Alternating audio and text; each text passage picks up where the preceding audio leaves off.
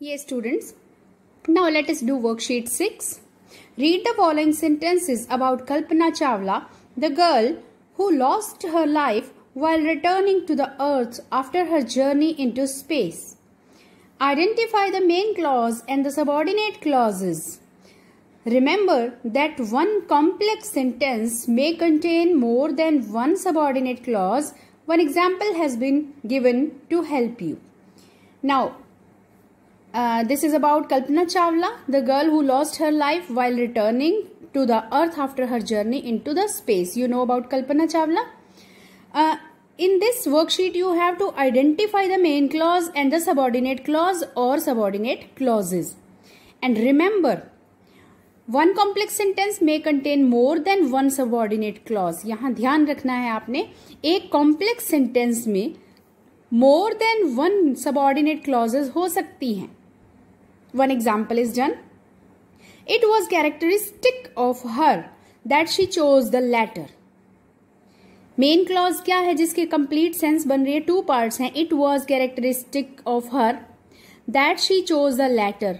तो हमने जब फर्स्ट वर्कशीट और सेकंड वर्कशीट की थी तब आपको बताया था कि क्लॉजेज वो होती हैं जिनमें एक सब्जेक्ट होता है और उसकी अपनी एक वर्ब होती है. फॉर एग्जाम्पल, इट वॉज एक सब्जेक्ट होता है, उसकी अपनी वर्ब होती है. She chose. ओके, बट उसके जिस पार्ट की कंप्लीट सेंस होती है, कंप्लीट मीनिंग होता है अपने आप में, वो मेन क्लॉज होती है. और जो पार्ट दूसरे सेंटेंस पे डिपेंड होता है वो उसकी सबऑर्डिनेट क्लॉज होती है. तो मेन क्लॉज क्या है? It was characteristic of her. And subordinate clause क्या है? That she chose the latter. कोई लिंकर लगा होता है, उसके बाद वाला पार्ट जो है वो आपका सबऑर्डिनेट क्लॉज होता है. Okay, come to the next one.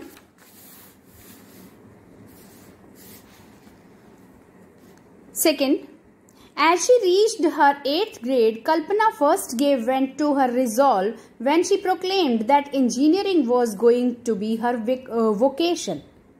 अब इतने बड़े सेंटेंस में 1 नहीं है, 2 नहीं है, इसमें 1 मेन क्लॉज है और 3 इसमें सबऑर्डिनेट क्लॉजेस हैं. तो आपने सबसे पहले मेन क्लॉज फाइंड आउट करनी है. एज शी रीच्ड, इसमें आप देखिए एज लगा हुआ है, ये एक लिंकर है. जैसे ही वो पहुंची 8th ग्रेड में, 8th क्लास में. Kalpana first gave went to her resolve, Kalpana ने अपना इरादा बताया. व्हेन शी प्रोक्लेम्ड, व्हेन आपके अगेन लिंकर यूज हुआ है. दैट इंजीनियरिंग वॉज, दैट फिर से लिंकर यूज हुआ है. तो कौन सा पार्ट बना आपका जो आपके मेन क्लॉज है? Yes, this one. Kalpana first gave vent to her resolve. Okay, और बाकी जो आपके बचे हैं, as she reached her 8th grade, subordinate clause first. When she proclaimed, subordinate clause second. That engineering was going to be her vocation, subordinate clause third. Vocation means व्यवसाय या फिर जो लाइफ में जो स्ट्रीम आप लेना चाहते हो, जो भी आप काम करना चाहते हो, वोकेशन.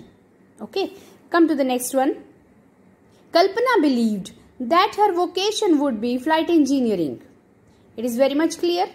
बताइए क्या है इसमें main clause? Yes, Kalpana believed. Kalpana believed, this is main clause और दैट के साथ जुड़ा है बाकी sentence, that is your subordinate clause. Fourth one. After she started topping her class, her batchmates noticed that she had started getting very organized. Clear है इसमें? Main clause क्या है? यहाँ आफ्टर से शुरू हुआ है, लिंकर है. यहाँ दैट से शुरू हुआ है, लिंकर है. तो मेन क्लॉज क्या रही? Her batchmates noticed. Main clause after she started topping her class.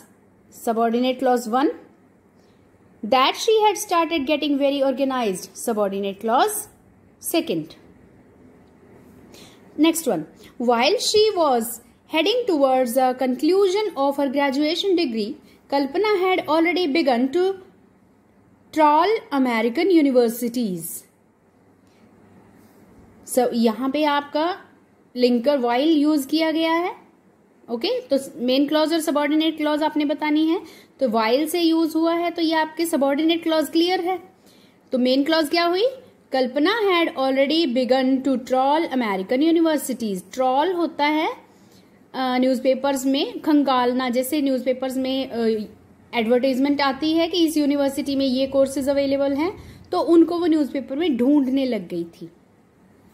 Next one, Kalpana zeroed in on UTA because she was convinced that it offered good research opportunities.